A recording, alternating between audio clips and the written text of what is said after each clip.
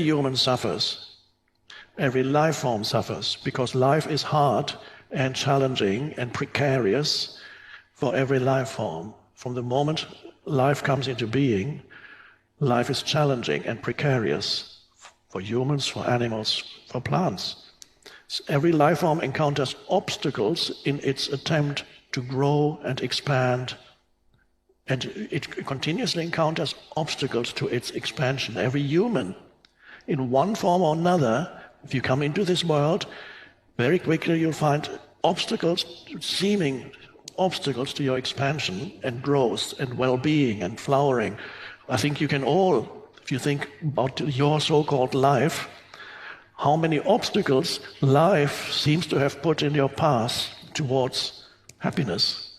And some people perceive life as life continuously is sabotaging my attempts to find happiness. Why is that?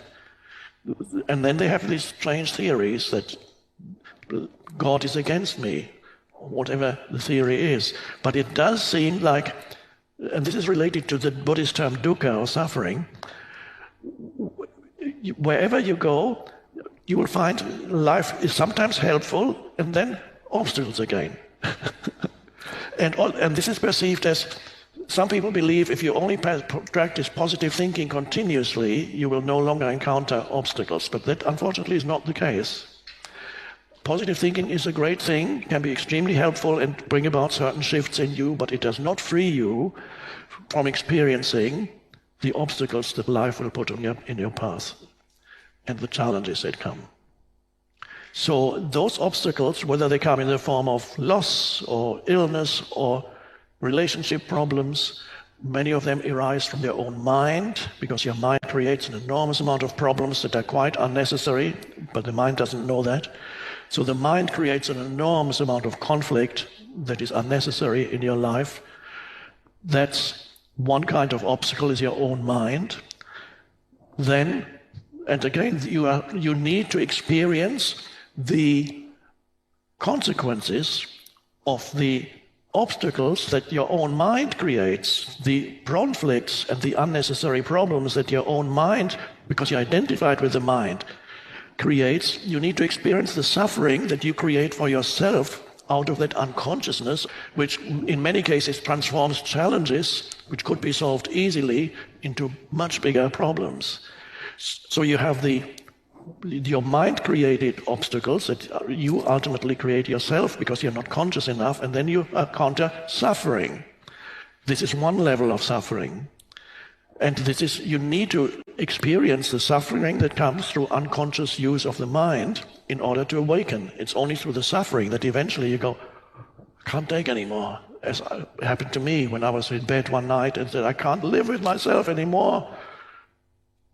And then somehow I realized that this myself that I couldn't live with anymore was an illusion, an illusory entity, a very unhappy mind-created entity. But before I realized that, I had to go through this suffering for years and years.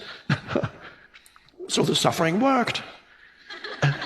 It fulfilled its purpose. And then you have another level of suffering or obstacles. Obstacles come to you seemingly from the outside, that suddenly you have an accident, an illness. That's a kind of outside. Something seems to happen to you that you have not contributed to. Something happens to somebody close to you, dies as an accident. In New Age, it's very normal to say, when things go wrong in your life, the typical New Age person will say, how did you create that? You slipped on a banana skin and broke your leg. Why did you create that? How did you create that? I have a much more simple recipe here, which goes like this. Instead of telling people, you better look at your life and see why you created that or how you created that, I say, accept each moment as if you had created it. Accept each moment as if you had wanted it or wanted it to happen. You might as well accept whatever is as if you had chosen it, because it's already here. So I'm not telling people you chose it. Maybe you did, maybe you didn't. Doesn't matter. Still accept it as if you had chosen it. That shifts things. That your whole attitude to it shifts, and it dissolves more quickly than whatever the obstacle is. But let's go back to the suffering. First, the suffering that arises from your own mind creates conflict and all those things that create suffering, and then at some point you awaken. And then what remains is the suffering that comes with having a body, for example, because eventually the body gets older. No matter how much you go to the gym every day, no matter how fantastic your nutrition is, no matter how many pills for longer life you take, but of course every form eventually dissolves, and the time comes when the body can be perceived as a burden almost. The older you get, the more likely it is to happen. And so, but if you get old, the body can become problematic, a source of suffering, potentially, but those challenges, if approached correctly, don't have to turn into suffering. Accept each moment as if you had chosen it. If you can go with the isness of things, there's no complaining entity that says something about being a victim and complaining how dreadful things are now. I wish my mother had learned that lesson when she suffered in that way, because she had always identified very much with her body, good looking, always nicely dressed, going out, and liked to be looked at, very normal thing for many people. And then the body got older and older, and then hip problems and other fractures and this, and got worse and worse, and the unhappiness grew and grew. Not so much of limited movement, but the identity. So much was in the body that there was tremendous suffering. I tried to free her, and occasionally there were moments when she could disidentify from body, but very, very brief. And that is the destiny of many humans.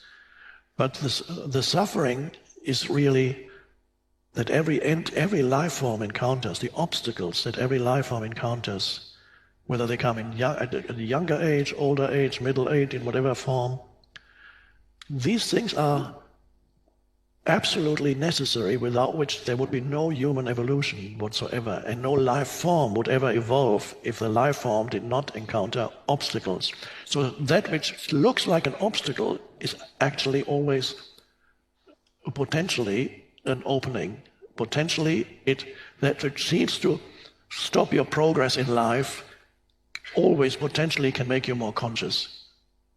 So you can use every obstacle that arises in your life, if you can works especially quickly, if you accept each moment as if you had chosen it, and when it looks this moment is an obstacle, you go with it instead of complaining or running away from it, and then accept, and then act if action is possible, or don't act if no action is possible.